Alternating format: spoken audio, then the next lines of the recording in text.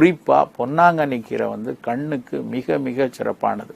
கண்ணில் கண் திரைக்கு ரெட்டினாவுக்கு வலு கொடுக்கறதா இருக்கட்டும், இல்லை கண்ணினுடைய மற்ற அந்த லென்ஸுகளுக்கும் அதன் உள்ள இருக்கிற நீர் சரியாக இருப்பதற்கு எல்லாத்திற்குமே இந்த பொன்னாங்கண்ணி கீரை பயனாவதை நிறைய ஆராய்ச்சிகள் பண்ணி சொல்லிட்டு வராங்க.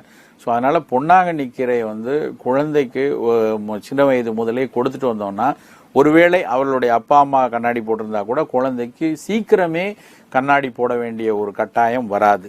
அப்புறம் ஒருவேளை குழந்தை முதலே அவருக்கு ஏதோ ஒரு காரணத்தினால முதலே கண்ணாடி போட்டாங்க அப்படின்னாலும் கடகடன் அதனுடைய பவர் ஏறிட்டே போய் அதனுடைய ஒவ்வொரு தடவையும் அந்த கண்ணாடியினுடைய திறனை நம்ம கூட்டிக்கிட்டே வர வேண்டிய கட்டாயமும் இந்த பொன்னாங்கண்ணி தொடர்ந்து கொடுத்து கொண்டிருந்தால் வராது.